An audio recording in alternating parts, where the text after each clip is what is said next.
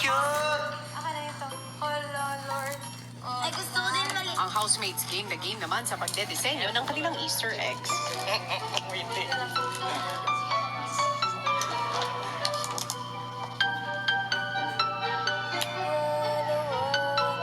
Whoops! Kasabay nito ang paglalagay ng candy sa loob ng kanilang Easter eggs. Cute-cute. Ang sarap. Sana tayo din magbigay. Nakakamiss maging bata, no? Dati ganito lang, masaya ka na.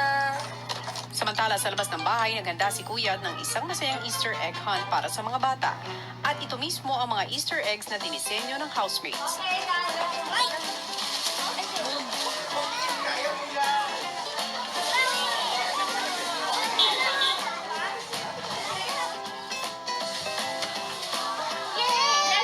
Habang nagkakasiyahan ng mga bata sa labas ng bahay, pinapunta naman ni Kuya Sian sa confession room at pinakuha ng isang sulat. Hey, guys!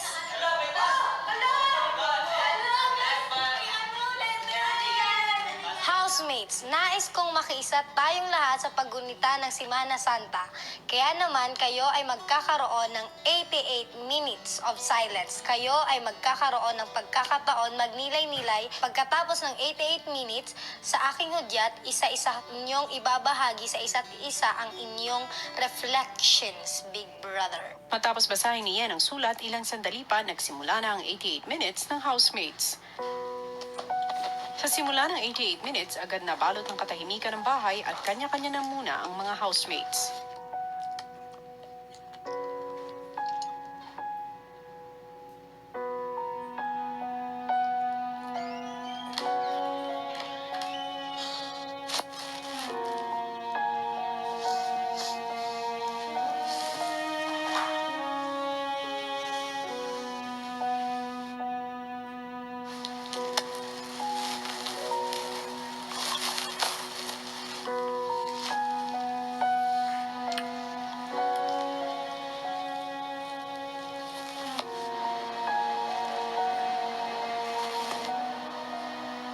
Matapos ang oras, isa-isang nagbahagi ang housemates ng kanilang mga napagnilayan.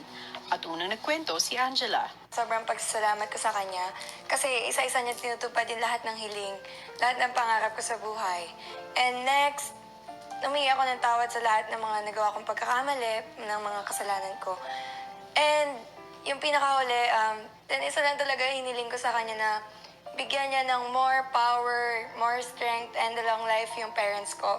Especially yung daddy ko. Kasi talagang, gusto ko talaga silang makasama ng sobrang tagalan, sobrang haba pa ng panahon. Tinitreasure ko kasi talaga yung family ko na sila talaga yung yaman ko. Pinakamahalaga, pinaka-importante. I can't live without them talaga. So, yun lang. Thank you. Yan nga, unang-unang pumasok sa otak ko yung family ko, syempre, kasi yung pinakamala. Kung yaman mo ang pamilya mo, sa akin sila ang puso ko.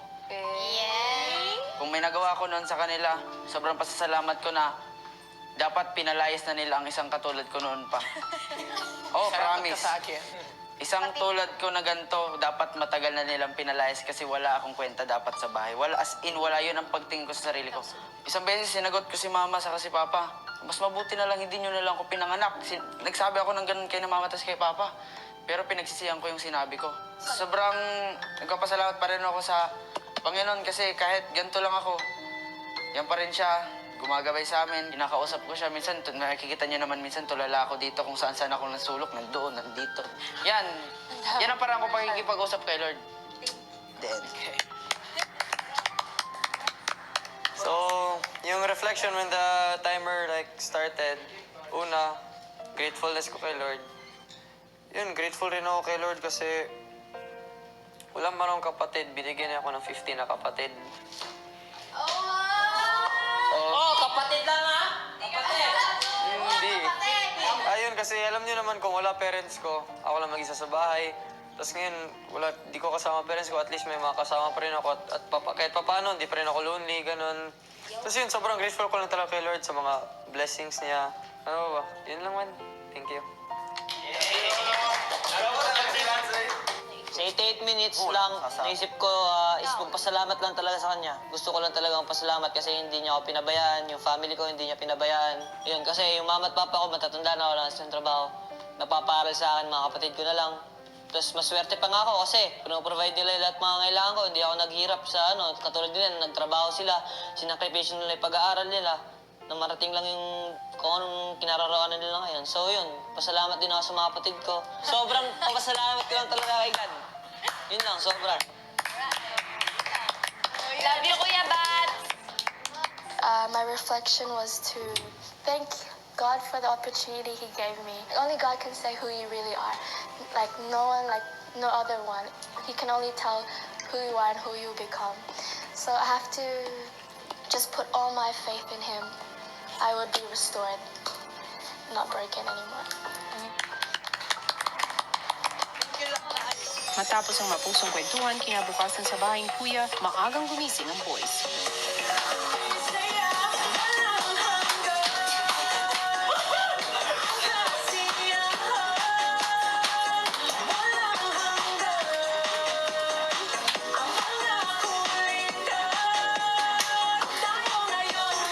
Habang nagkakasiya ng boys, paglabas ng girls sa kwarto,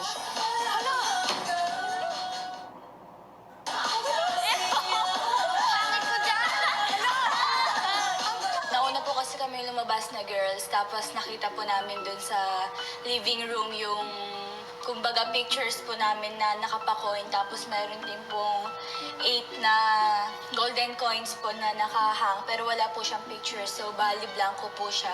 Bumungad po sa amin pagkagising po namin, Kuya.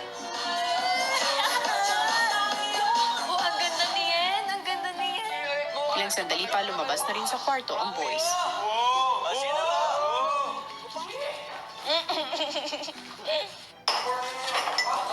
Time to serious mode. Nomination, ba't nga? Wala na.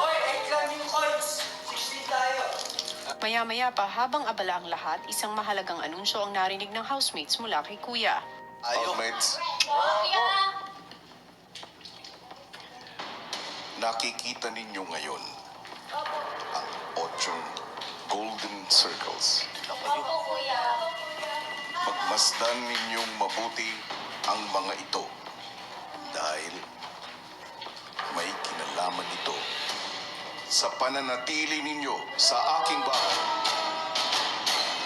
Kung sino man ang 8 housemate na malalagay sa golden circles, sila ay ang karapat-dapat pang manatili at hindi maaaring mapasama sa mga posibleng ma-evict ng bahay. At para malaman kung sino ang mga housemates na malalagay dito, magkakaroon ng mga Golden Circle Challenges na ang mga magwawagi ay makapaglalagay ng kanilang mga litrato dyan sa Golden Circles. Pero meron sa inyo ang hindi na makakasama sa mga Golden Circle Challenges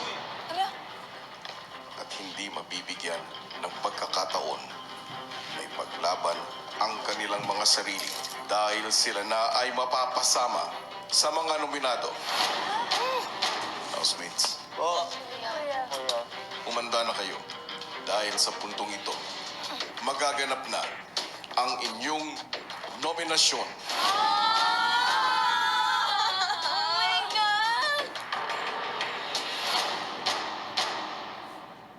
Sino-sino nga kaya ang makakakuha ng 8 golden circles at sino-sino naman ang malalagay sa alanganin? Sisimulan na natin ang matitinding announcements dito sa unang Batch 3 Nomination Night ng Pinoy Big Brother 8! Happy Easter Philippines and Happy Easter World! Kung ipinagdiriwang ng Christian community ang Pasko ng Pagkabuhay, mga exciting na kaganapan naman ang tututukan natin sa loob ng bahay ni Kuya. Una na rito ay ang 8 golden circles na pinaglalabanan ng teen housemates. Dahil sa big twist na ito ni Kuya, 8 teen housemates ang siguradong maliligtas mula sa ating nominasyon. Pero dahil nga sa ginawang pagbibigay puntos ng mga kabataang Pinoy, ilan sa kanila ang hindi na maaaring sumabak sa mga hamong ito at siguradong kabilang nasa listahan ng mga nominado. Kaya naman ngayon samahan niyo ko dahil kakausapin ko na ang ating mga teen housemates. Good evening, teen housemates! Hello! Happy Easter! Sa unang pagkakataon, nagbigay kayo ng puntos sa isa't isa. O ngayon, makinig kayong mabuti dahil pupunan na natin ang inyong first set of nominees. Dahil ang bilang ng nakakuha ng pinakamaraming puntos ay 3. Ngayon, ang unang kong kakausapin ay ang apat na kuyang teen sa bahay. Sina Alfred, Batit, Shoichi at ang pinakamatanda sa mga 18 years old, si Jem. May nalagay nga ba sa alanganin sa inyo dahil sa paggawa ng task? Hindi kayo nakikinig sa suggestions ng inyong mga kasama o hindi lang nila nare-realize na dahil mas matanda kayo, mas alam nyo ang ginagawa ninyo. Sa puntong ito, ang bilang ng nominado sa itong apat ay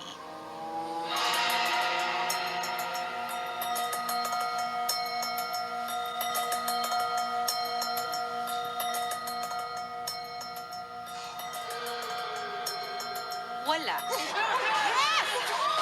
nakahinga na mabuti. Okay, for now, you're safe. Alfred, Batit, Shoichi, at Jem, makakahinga na kayo. Okay. Sulit. Okay. Ngayon naman, tutungo tayo sa girls. Okay? Papatuloy tayo, hindi pa tapos ang gabi, sa apat na babaeng teen housemates sa unang nakarating sa isla, sina Angela, Keisha, Shami, at Yen. May nalagay nga ba sa alanganin sa inyo dahil hindi nagugustuhan ng ibang teen housemates ang mga biro nyo, ang pamumunan nyo sa iba, o hindi lang pala talaga kayo magkaka-wavelength? Ang bilang ng tiyak na malalagay sa alanganin sa inyong apat ay 1. Ikaw ang unang nominado sa gabing ito.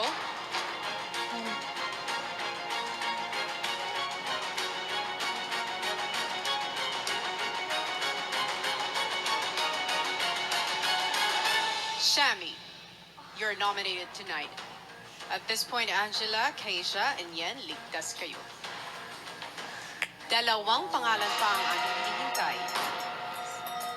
Itutuloy natin ang announcements sa aking pagbabalik. Thank you, Team Housemates. Huminga muna. Minutes pa lang.